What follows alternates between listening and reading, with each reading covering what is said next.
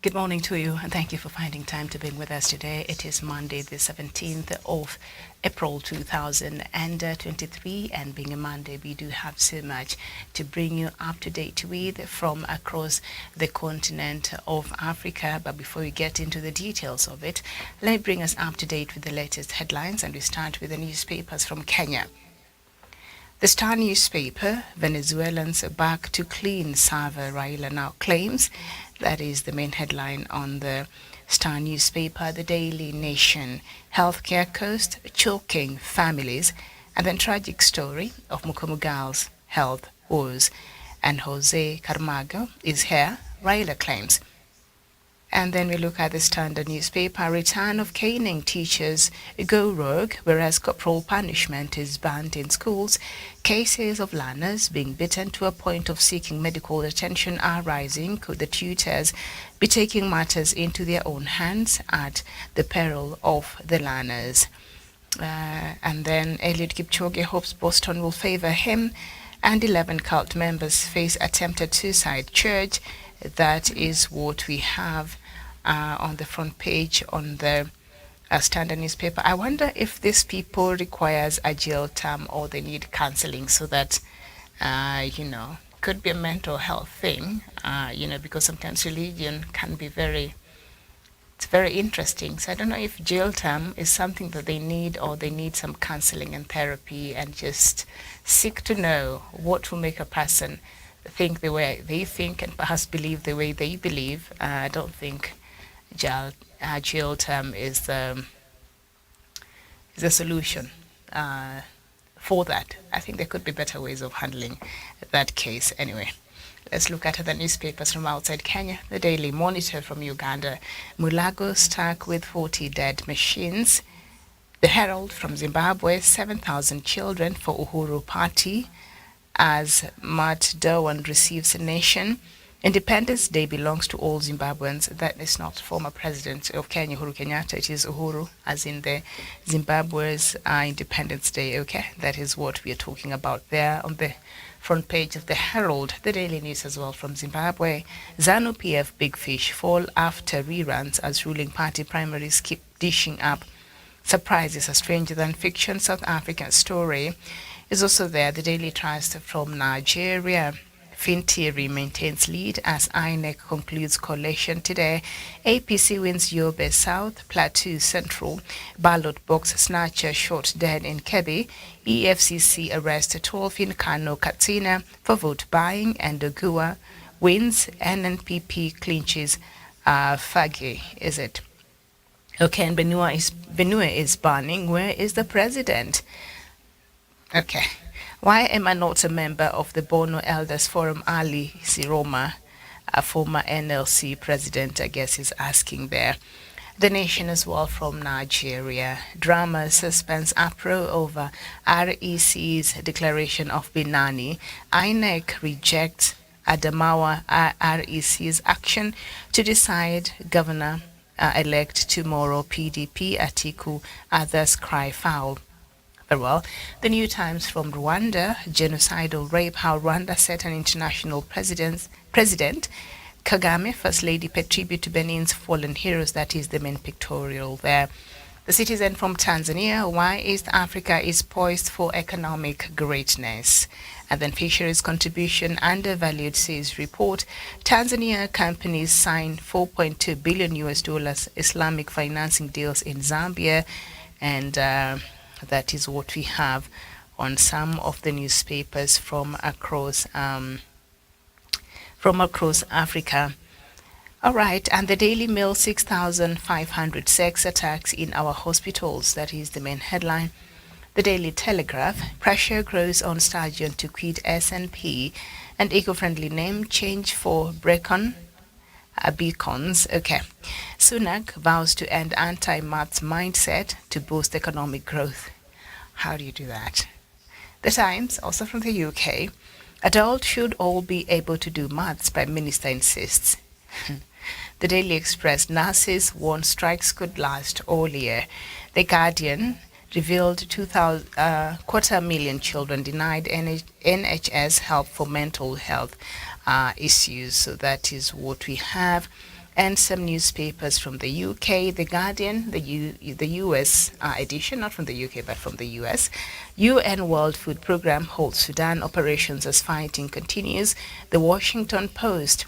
Civilian deaths rise in Sudan's conflict. Texas judge did not reveal peace on abortion gender. A year after Musk's hostile bid, Twitter is a shadow of its former self. And Russia, just 1% of votes detected. And then Thomas has claimed income from defunct farm. That is Clarence Thomas. If you've been following that story, one of the Supreme Court judges in the US, and there's some possibility that perhaps he's compromised, allegedly, because of his very close proximity to one of the leading figures in the Republican Party. So that also has been a story that has been making headlines in the U.S.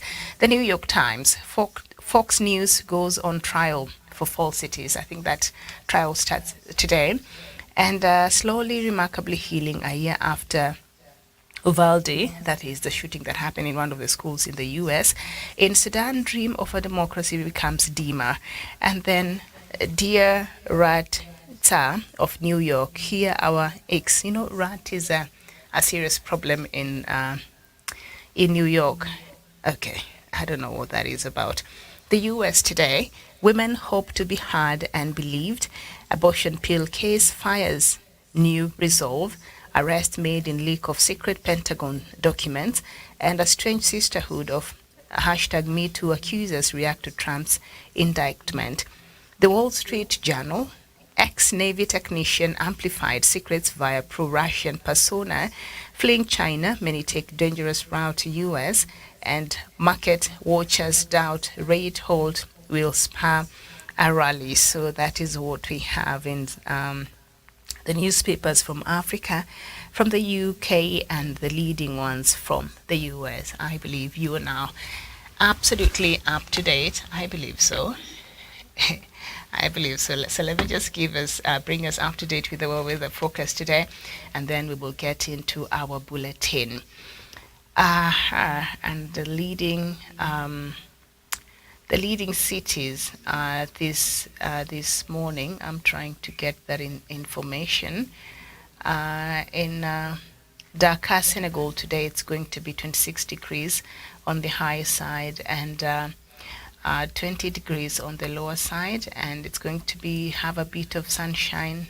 There will be a chance of rain at 5%, humidity at about 94%. The wind speed will be 32 kilometers per hour. And precipitation is not really expected as such today, and the pressure is about 29.7 milliliters there. And okay, I think we'll just leave that there. I was hoping to have some of the all right, Johannesburg is going to be highs of 22 degrees Celsius and lows of 11 degrees Celsius. It is going to be mostly sunny in Johannesburg. In Nairobi, 25 degrees Celsius on the high side and 16 degrees Celsius on the low side. And we're going to experience some scattered thunderstorms later on today in Nairobi, and some sunshine, a bit of sunshine and rains also expected later on. In Accra, it's going to be partly cloudy with highs of 32 degrees Celsius and lows of 25 degrees Celsius. In Dakar, Senegal, 26 degrees Celsius. I think I've said that, and it's going to be mostly cloudy in Dakar. And in Abuja, Nigeria, highs of 37 degrees Celsius and lows of 26 degrees Celsius. And it's going to be partly cloudy. Kinshasa, in, how to say, Zaire, but it is in the Democratic Republic of Congo, partly cloudy, highs of 31 degrees Celsius, lows of 23 degrees Celsius. And in Luanda, that is the capital of Angola, they're going to experience highs of 30 degrees Celsius and lows of 24 degrees Celsius with some scattered thunderstorms. And in Khartoum, highs of 40 degrees Celsius and lows of 24 degrees Celsius. And it's going to be a sunny day in Khartoum, except there's nothing sunny to look at today in Khartoum, as that is where we start our conversation this morning. Sudan seems to be in crisis. Okay, so we're done with the weather. Let's get into the news now. And The Sudanese Doctors Union says almost 100 civilians have died in fighting between the army and rival paramilitary force that's now in its third day. Residents reported a sustained gunfire in the capital Khartoum on Monday, and fighting has also been seen in other cities across Sudan. It is not known how many soldiers have been killed, but dead bodies are reported to have been left lying in the streets. Many properties and cars have been destroyed. Regional leaders say there is hope to travel to Sudan on Monday to try to bring an end to fighting that's halted all aid operation. And I'll come back to the Sudan because that will be our main discussion for today. But let me go ahead and also update us on two other stories that I'd like for us to know about, and then we'll get back to the Sudan story. Nigerian lawmakers are investigating allegations of $2.4 billion in illegal sale of stolen oil to China. The House of Representatives Ad Hoc Committee on Oil Theft resumed its probe on the unofficial sales in 2015 of 48 million barrels of crude oil in China. Lawmakers were tipped off about the deal by a whistleblower in July 2020.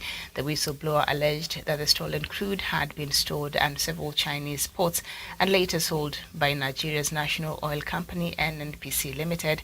Officials said NNPC has called the allegations false. Chinese authorities have not responded. Okay, this week, Nigeria's finance minister, attorney general, and other top cabinet members did not appear for interrogation on the matter at a hearing. The committee said that they could delay the investigation. The House committee also raised concerns about irregularities in the figures of crude oil sales between 2011 and 2015 and said it would investigate crude oil accounts for more than 90% of Nigeria's revenue. And Nigerian authorities have been trying to stem oil theft for decades. Officials have said the country loses about $7 million every month as a result of the theft. Last year, President Muhammadu Buhari said the trend was putting the country's economy in a very precarious situation. We head over to Burkina Faso.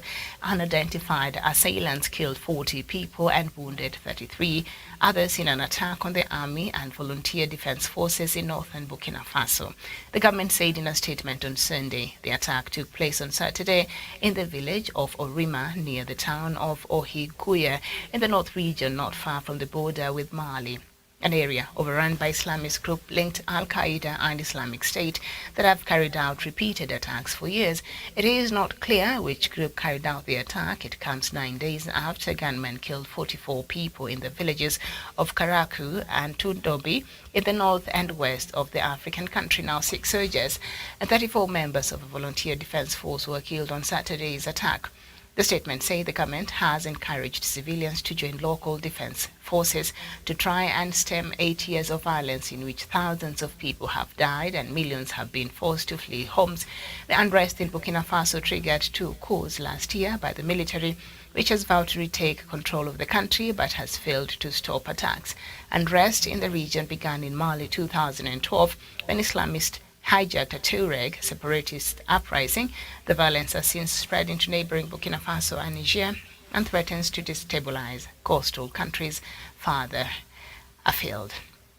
Very well, so I did not have so much. I'll bring that in the afternoon at 3 p.m. East African time, but because I want for us to look at Sudan. But before I get to Sudan, I can see already Burkina Faso seems to be fomenting this same problem that is now plaguing Sudan, because they created this sort of a militant or a vigilante group called, I think, in defense of the motherland or something, where they are asking the young people to join and join these local defense forces to try and fight this jihadist group. So when you have these local militias come up and help you try to address the issue of security, then in essence you are creating a bigger problem.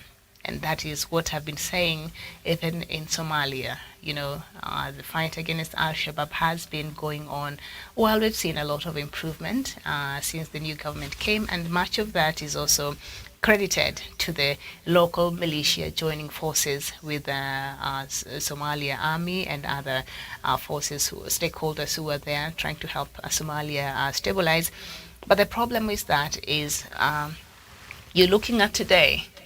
You're looking at today and the problem that you're handling today, but you forget to think about the long term. Should Somalia succeed in fighting Al-Shabaab, and you have this militia that has been working with the government, that has been getting the intelligence from the government to help fight this Al-Shabaab and all that, and then after that is done, now what happens? Now that is the question that Sudan has to grapple with. What we see today unfold today in South Sudan, this, what is the name of this paramilitary group? The former Janjaweed was formed in 2003 and under former President Omar al-Bashir, when there was an uprising and insecurity in Darfur. So they decided to have a collection of young people there, equip them, and form this very strong militia. Now it has become a paramilitary, and now it has created a bigger security problem in Sudan, while at that time the leadership thought it was wise for it not to use the army. Of course, they were fighting alongside the army, but for them to create another parallel military or militants to really help fight, alongside the government forces. And at that time, they're known as the Janjaweed, and today we call them the Rapid Support Forces. They are still Janjaweed in their walk, in their talk, in their activities. Nothing about them has changed, and how they deal and act and respond to things is the same way we saw during the killings and what was happening in Sudan during the civil war in Sudan, that now has former President Omar al-Bashir walk around with he's not walking around, he's somewhere in prison in Sudan with a warrant of arrest over these killings. But he formed this group, the Rapid Support Force. It is the Janjaweed. Only the name has changed for it to be more acceptable and fit within perhaps something that looks more organized. And it's very organized with over 100,000 members. They're paramilitary. And so there has been, the last time I was talking to you about this on Thursday, I almost fell short of predicting, because from the information and the update I was giving you on Thursday last week, they had been falling apart. There was an agreement that was they were supposed to be agreeing upon it was on the 1st of April on transition, and then it was pushed to on the 11th, which I already said it was not going to happen, and now that has become a point of departure. But let me just take you slowly over this issue, because I'd like for us to really get a gist of what is happening. I don't want to assume that you've been watching here every day and perhaps you have been following what has been happening, because this is something that I have been very consistent in talking about this story in Sudan, and what I've kept saying, and I've been very, very consistent in my opinion, over as long as the army overstays its visit. As long as the army insists on changing the goalpost as far as the civilian transition is concerned, there was the dangers of a counter coup. And in Sudan, I think the ground was very ripe for that, when you already have another military-like outfit that is here jostling for power, and the two leaders, the military leader and the second in command, is the one that is heading this group, then that was already a recipe for a disaster. So I think it was just a matter of when this was going to blow off. Now, fierce clashes between Sudan's military and the country's powerful paramilitary force erupted on Saturday in the capital and elsewhere in the African nation, raising fears of a wider conflict in the chaos-stricken country. In Khartoum, the sound of heavy firing could be heard in several areas, including the city center and the neighborhood of Bahri. In a series of statements, the Rapid Support Forces militia accused the army of attacking its forces at one of its bases in South Khartoum. They claim they seized the city's airport and completely controlled Khartoum's Republic Palace, the seat of the country's presidency. Now, the group also said it seized an airport and an airbase in the northern city of Marawi, some 350 kilometers northwest of Khartoum. The Associated Press was unable to verify these claims. Now, the Sudanese army said fighting broke out after RSF troops trying to attack its forces in the southern part of the capital. Later, the military declared the RSF a rebel force, describing the paramilitary statements as lies. The clashes came as tensions between the military and the RSF have escalated in recent months, forcing a delay in the signing of an internationally backed deal with political parties to revive the country's democratic transition. Commercial aircrafts trying to land at Khartoum International Airport began turning around to head back to their original airport. Flights from Saudi Arabia turned back after nearly landing at the airport. Flight tracking data showed on Saturday tensions between the army and the paramilitaries stem from a disagreement over how RSF, headed by General Mohammed Hamdan Dagalo, could be integrated into the military and what authority should oversee the process. The merger is a key condition of Sudan's unsigned transitional agreement. However, the army RSF rivalry dates to the rule of the former President Omar al-Bashir, who was ousted in 2019. Under Bashir, the paramilitary force grew out of former militias known as the Janjaweed that carried out a brutal crackdown in Sudan's Darfur region during the decades of conflict there. In a rare televised speech Thursday last week, a top army general warned of potential clashes with paramilitary forces, accusing it of deploying forces in Khartoum and other areas of Sudan without the army's consent. I think this is what I was bringing you up to date with last Thursday. The RSF defended the presence of its forces in an early statement. The RSF recently deployed troops near the northern Sudanese town of Merowe. Also, videos had circulated on social media on Thursday showed what appeared to be RSF armed vehicles being transported in Khartoum farther to the south, according to a statement issued by the Sudan Doctors Committee. A part of the country's pro-democracy movement, clashes have led to varying injuries. The casualties toll from fighting remains unclear, but I think for right now I was just watching another news bulletin that placed that death toll to at least 100 people so far have died since this Saturday crisis. And the U.S. ambassador to Sudan, John Godfrey, wrote online that he was currently sheltering in place with the embassy team. Sudan throughout Khartoum and elsewhere are doing. Escalation of tensions within the military components to direct fighting is extremely dangerous, he wrote, and he said that he's urgently calling on senior military leaders to stop the fighting.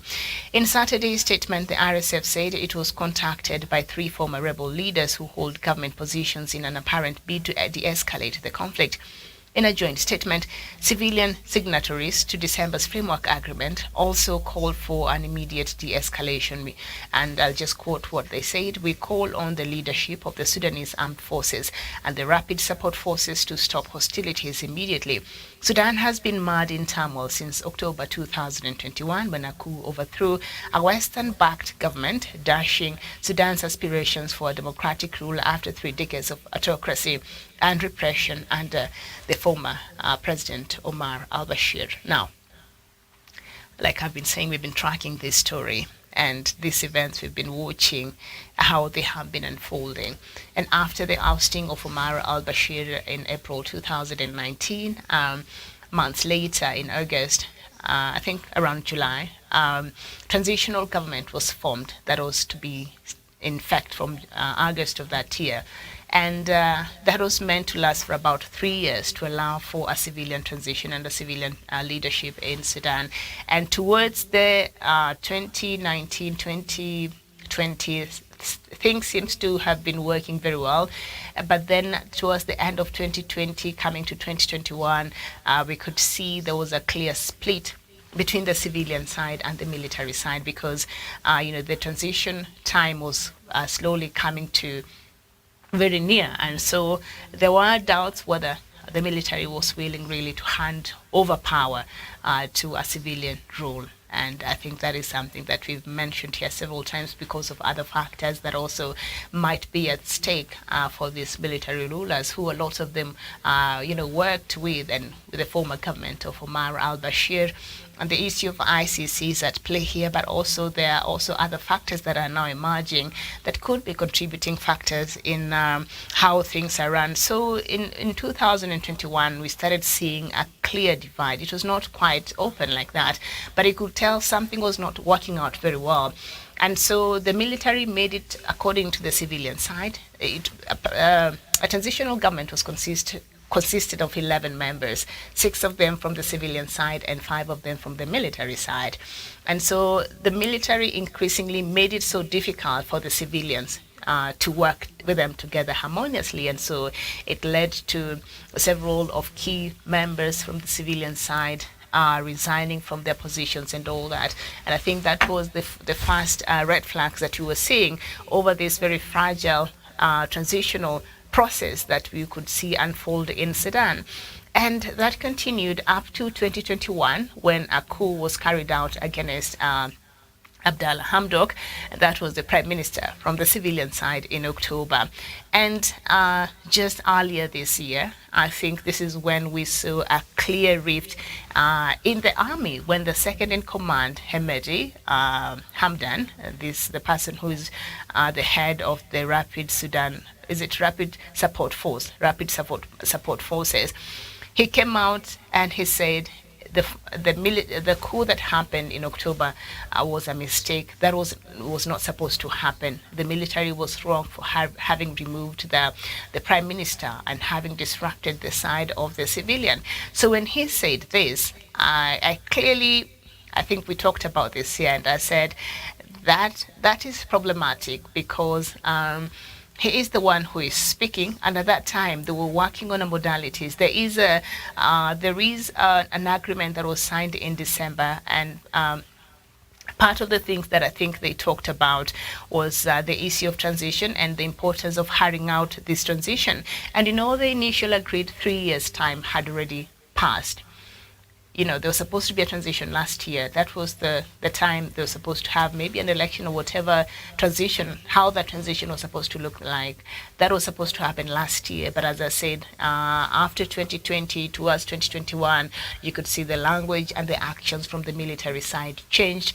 And that was a clear indication that they were not really ready and they were not working towards allowing for a transition at that time. So now the deal that happened in December last year added another 2 years to this transition, to this transitional government, which was met with a lot of protest from the Sudanese population, who I think at this point they feel like they've been held at a ransom. The country cannot move forward as long as things continue the way they are. There's nothing much that is ongoing in Sudan. It has been held in a state of a quagmire, catch-22, so there's no moving forward and there's no moving backwards. So it has been, things have just been going on in circles, but no progress really has been realized there in Sudan. And time again, I think we've mentioned here the idea of the army even extending its time in power with 2 years. That was a bad idea. You don't want to overstay. And I think even before the coup last year, I think there had been several information or messages or incidences that we've had that the army had to thwart some attempted coups that perhaps are not very highly highlighted. And so we didn't get to know exactly what really happened, but there has been attempted coups severally, even after the coup happened in 2019, and while the government and during the first 3 years of transition, there were several attempted coups that the army had thwarted. Now, a clear rift between the leadership in the army, and I think I did a whole show here on what this, I did that, on what, I think around January there, and what this could mean for Sudan, the rift in the military, and what this could mean for Sudan. And everything I said is now playing out very well. And I think anybody who is information and is keen on observing, I think this really is not rocket science. This is what we expected, because you cannot overstay. And this perhaps even, let me just put a pin on that. This should be a lesson to countries like Mali, to countries like Guinea, to countries like which other country, Burkina Faso, that they've had military coups, and they've insisted they keep pushing for the transitional days. They're not keen on transiting to a civilian rule. This should act as a red flag for them. They should act as a warning for them, because in that military, not everybody is are sharing the same ideology, and the others who could really be needing or wanting or yearning for them to go back to the barracks and let the people lead themselves, let the civilians take charge of the country.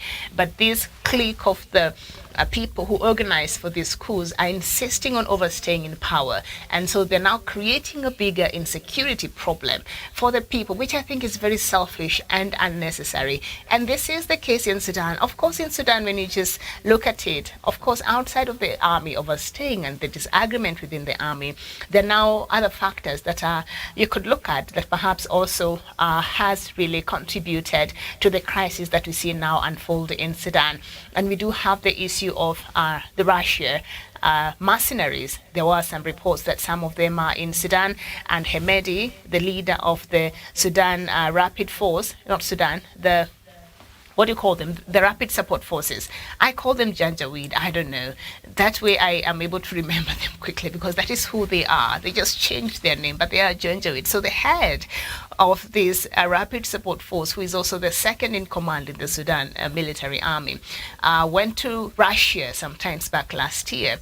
When the war had started, the invasion in Ukraine had started, and he had a meeting with the leadership of Sudan, of Russia. He's very close. He has very close ties with Russia. So I don't know if that did upset also the leader of the army, Al-Burhan, who has been working really hard Sudan has been working really hard trying to be accepted back to the international community. Remember, Sudan under Omar al-Bashir had been blacklisted as one of the countries that are sponsors of terrorism after Osama bin Laden was discovered to have spent a good amount of time in the early 90s in Sudan and mid-90s around there. And so that and other reasons made Sudan to be blacklisted as a country who is a sponsor to terrorism, okay? And towards the end of President Trump's leadership, I think the key things that he did is removing Sudan from this list, and then the US and Sudan worked out a modality in which Sudan was going to pay even for the victims of the terrorist attacks that had targeted US embassies here in Nairobi and in Dar es Salaam that happened in 1998. And so Sudan is supposed to be working out a settlement with the victims of that attack. So that is just some of the aspects of this agreement that they had, that also made Sudan to be removed from this, to be blacklisted, okay? And on top of that, there was an agreement that, Omar al-Bashir should be shipped over to the ICC. Now, Al-Burhan's side seems to be working towards appeasing the Western powers and towards trying to show that Sudan is really in the process of change, and Sudan is really turning away from its ways, from how we used to know it under Omar al-Bashir. And the second in command, I think, was not really very bemused with that. And so he seems to gravitate towards a different side from what the leader of the country right now, who is Al-Burhan, is doing.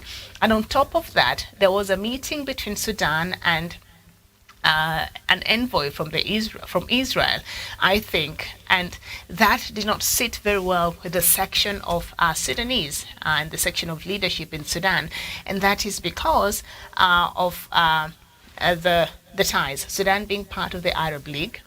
Is it the Muslim League or the Arab League?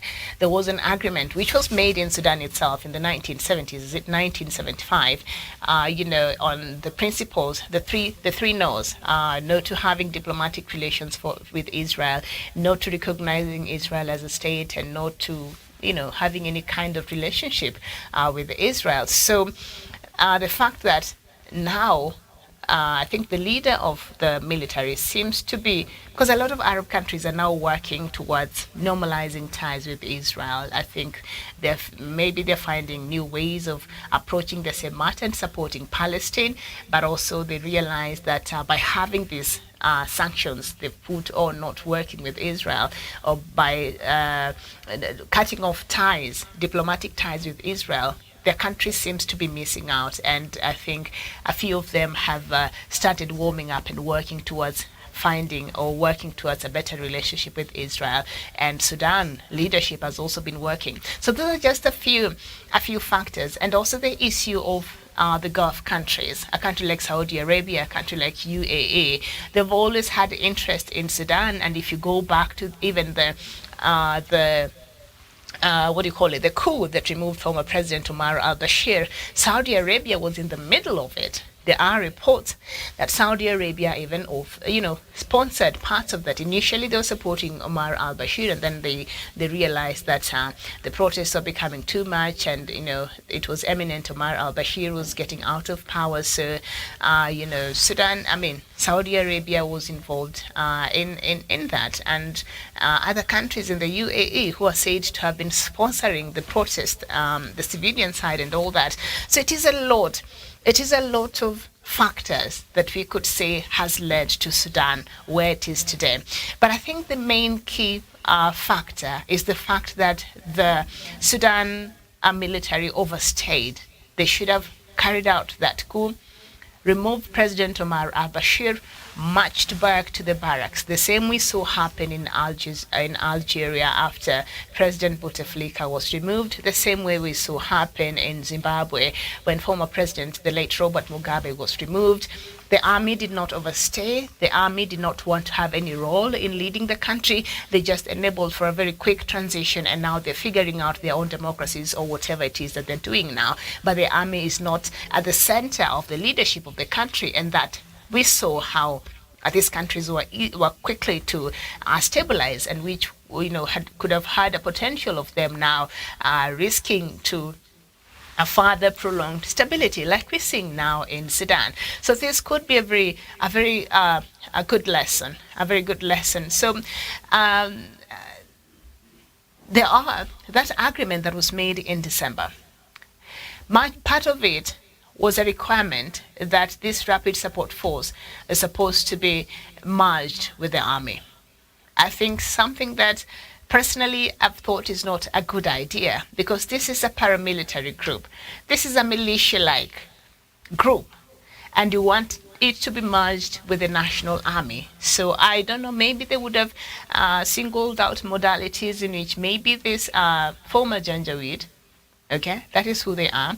They would have gone through some training, the normal training that the military go through, maybe a quick one, just to make sure that, first of all, their mindset, and they're able to work and together with the national army, and also their allegiance was to the country, because they had a very specific task that perhaps are not in line with what the army stands for.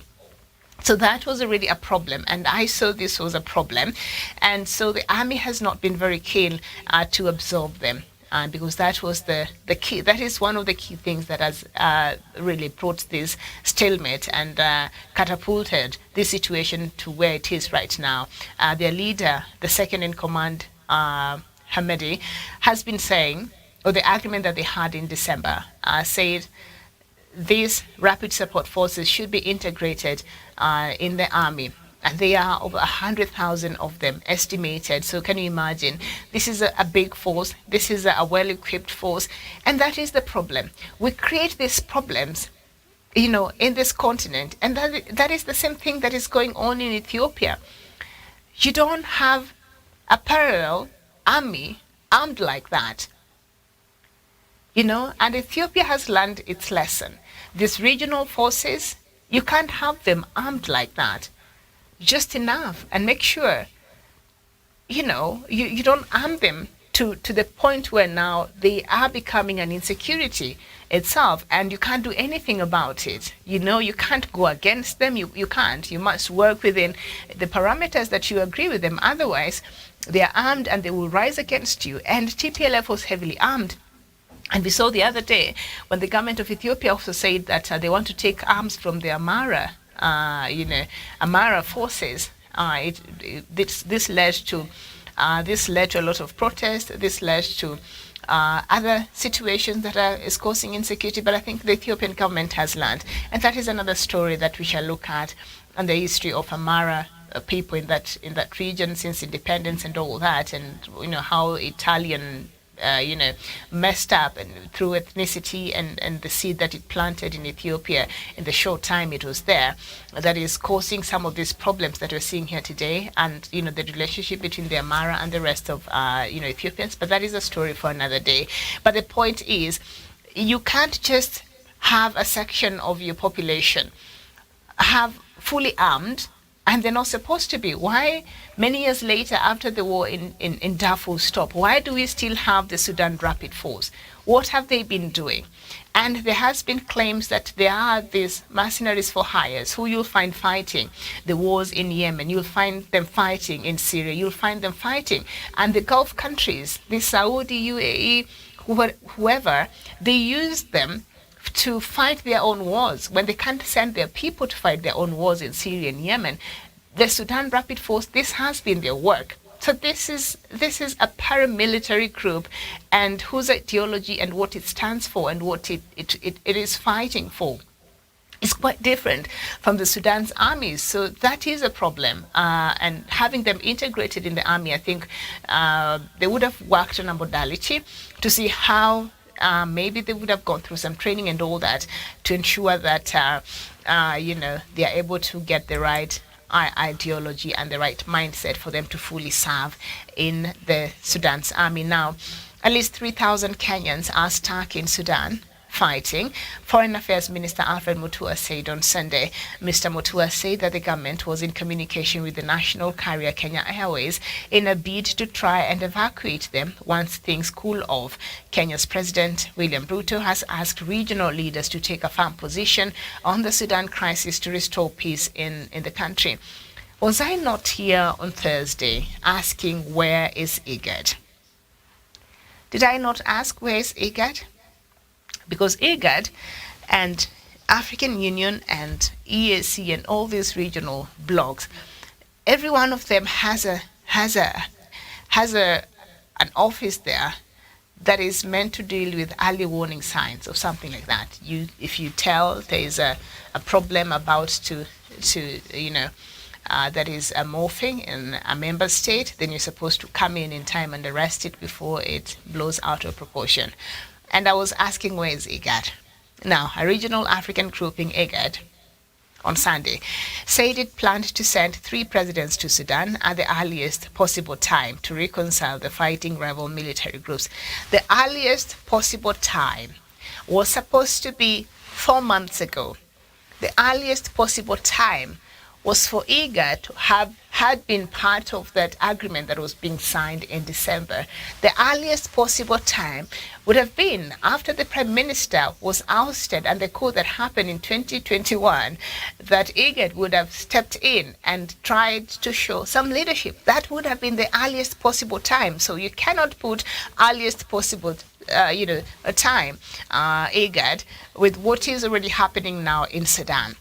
Okay, so now they're saying they're sending 3 leaders to reconcile the fighting rival military groups, and they will do that in earliest possible time.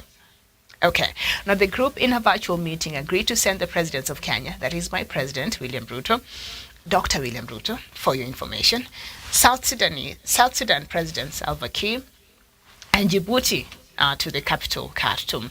It also called for an immediate cessation of hostilities between warring parties in Sudan.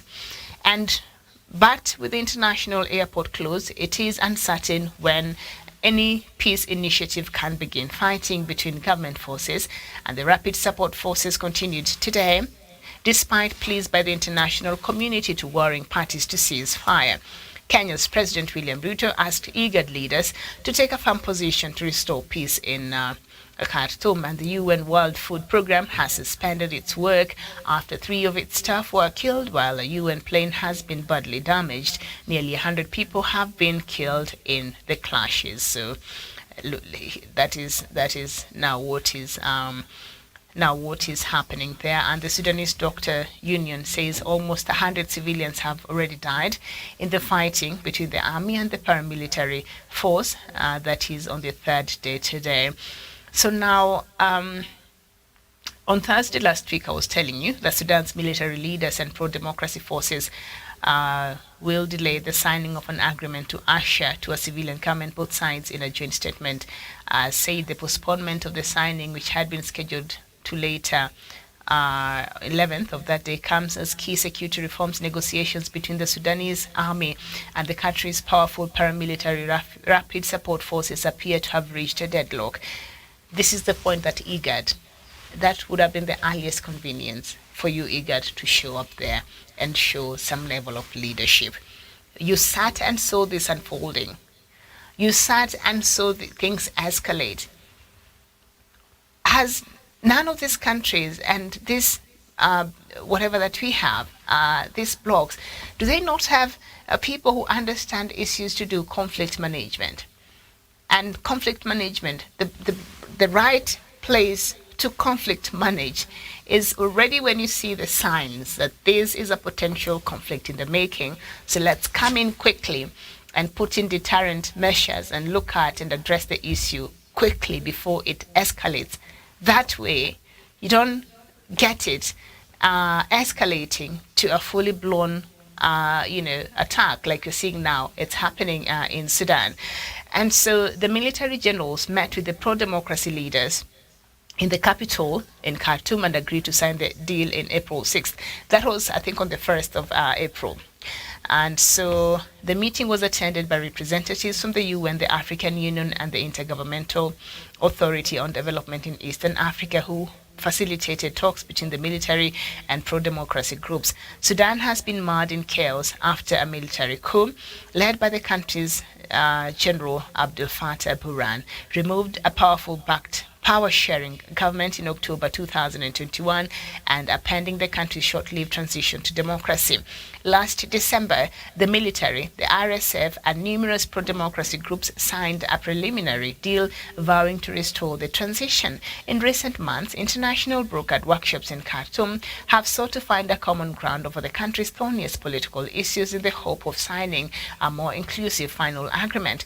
Chief among the discussions points have been security sector reform and the integration of the RSF into the military, the topic of that week's talk, but talks ended without any clear outcome. The first agreement was supposed to be signed on the 1st. Then the second one was supposed to be signed, was it on the 6th? And then it was pushed. Then the other one was pushed to 11th. And then from then they did not give another date.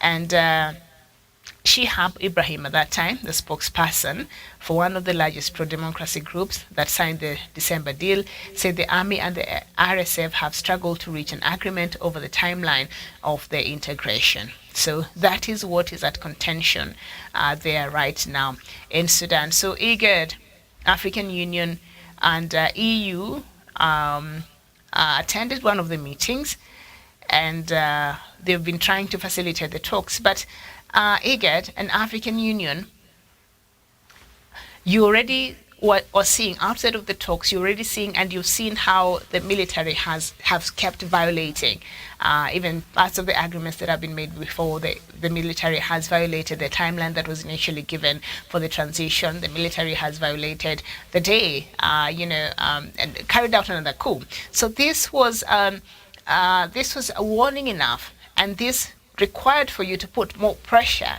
This required for you to ensure that you had intensified talks before things blew out of proportion.